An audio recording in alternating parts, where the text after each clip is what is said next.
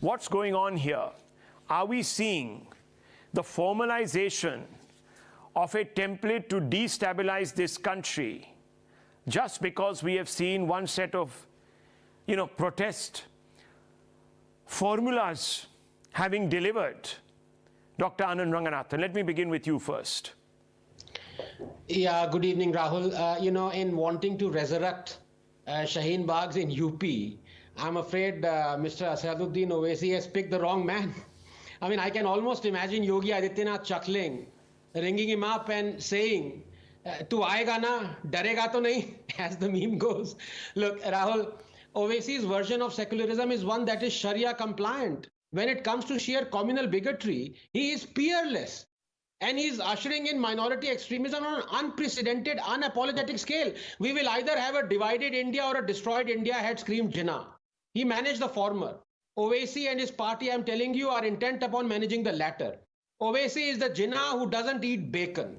And, it's been 2 years since we were talking about CAA. If you remember, so much water has, gone under the bridge. But let me refresh, your viewers and explain.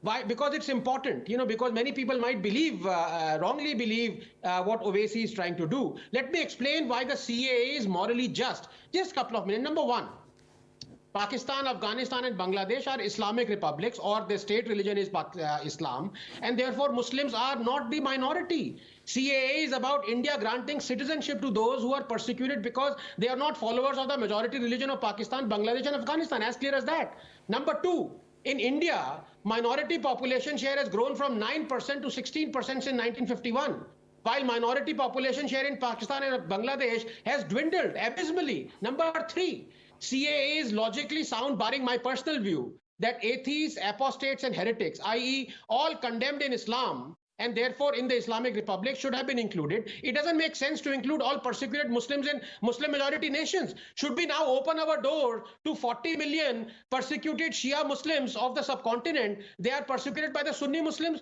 So should we open the doors for the Shia Muslims? Number four, CAA is about granting citizenship, not asylum, as India already grants asylum to lakhs of Muslims, including the Rohingyas and the Afghans. Number five, those calling this bill Islamophobic ignore the fact that 500,000 ethno-religiously cleansed Sri Lankan Tamil Hindus currently settled in India are also excluded. So are we Hindu-phobic now? Number six, those outraging were completely silent for 70 years when lakhs of Hindu refugees from what was then West Pakistan ran for their lives and settled in Kashmir, but were denied jobs, dignity, basic human rights because of Article 370. But that was of no concern because they were Hindus. Number seven, most important, the CPIM and the Congress in 2012 and 2015 demanded citizenship be granted to Bangladeshi minorities, i.e. specifically non-Muslims. Bangladeshi minorities cannot be Muslims, right? But because the BJP granted it, they are now up in arms. Finally, another crucial point that most people don't realize is that the CAA is an amnesty that commenced on December 31, 2019 after 5 years cooling off clause. Only after this amnesty would come the nationwide NPR and then finally the NRC. This means that the purpose of the CAA amnesty would be fulfilled long before the nationwide NRC commences. Rahul, just 30 seconds. So here is some advice to Mr. Owaisi. Stop fooling our intelligent Muslim population and taking them for granted. And explain to us first, why don't you consider 3.5 million persecuted Ahmadiyas as Muslims? Why aren't Ahmadiyas Muslims according to you? And finally, a word of advice to this government also, Rahul. Please don't succumb to anarchists again. Your knee must be bruised. You've taken it so often. Well, viewers, I couldn't have put it better. I think Dr. Anand Ranganathan has covered a lot of bases there and a lot of ground, of course. I want to bring in Sanjay Ranganathan. No, very quickly, Rahul, and I've on your show, away from it, I've made no bones about it. I have started respecting Sanjay Jha, and I'll give you the reason as well. Even though he is from the Congress, and I have my own views on the Congress, I respect him because he was the first one who actually stood out and criticized the Congress, saying that, hey guys, these farm laws were in our manifesto, we promised them, and now you are opposing them. Please don't do that. And I respect such people. So that is why, Sanjay, please don't make me go back on my words or the respect I have for you. Please admit to the millions of viewers at times now that in August 14, 2015, when you were not suspended from the Congress passed a resolution demanding that the minorities of Bangladesh that cannot be Muslims technically, right, they be given citizenship. Yes or no, Sanjay? Please say it. Yes or no?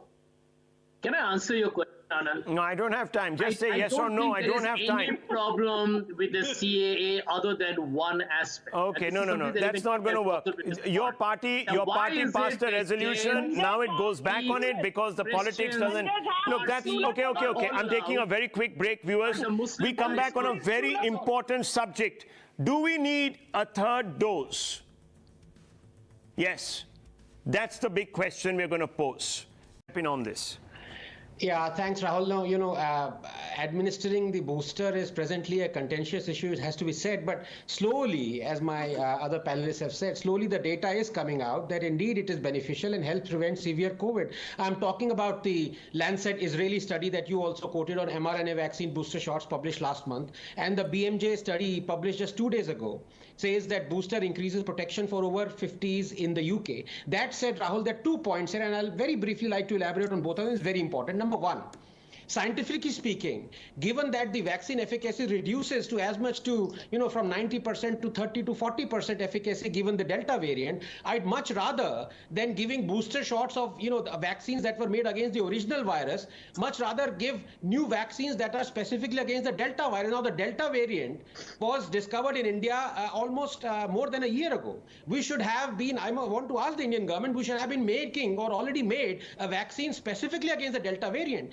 Number two, this is also very important. Remember, Rahul, frequent booster shots may not only cost us thousands of crores more, maybe hundreds of thousands of crores more, they may also trigger events that are scientifically deleterious. Let me explain very briefly. Number one, the disappearance of neutralizing antibodies so soon post-vaccination is worrying, but it does not reflect poorly on our immune system's fighting capacity as a whole. This is because protection against any disease or infection is elicited through 2 main pathways. And very briefly, the neutralizing antibodies that are produced by B cells, and second, an army of T cells. Now, these T cells give a longer lasting immunity. They are either killer T cells or CD8 plus T cells that actively search and destroy viruses, infected cells, or helper T cells or CD4 plus that stimulate production of antibodies and killer T cells. Important to remember, Rahul, that T cells do not prevent infection, as they come in only after the virus has infected and settled, but they are crucial in fighting the infection. So even if neutralizing antibodies are lost, we still have the T cell driven immunity. A frequent booster may trigger a phenomena called immune energy with an A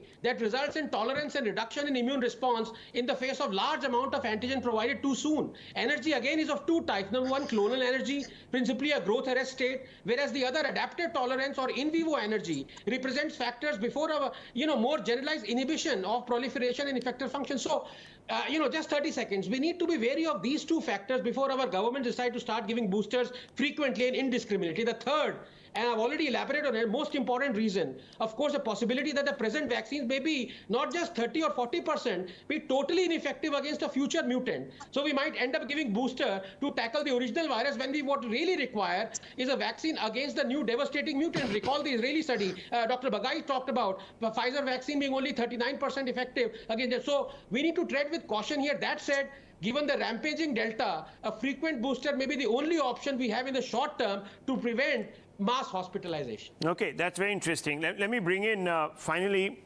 a member of the National Task Force, Rajiv Das Gupta.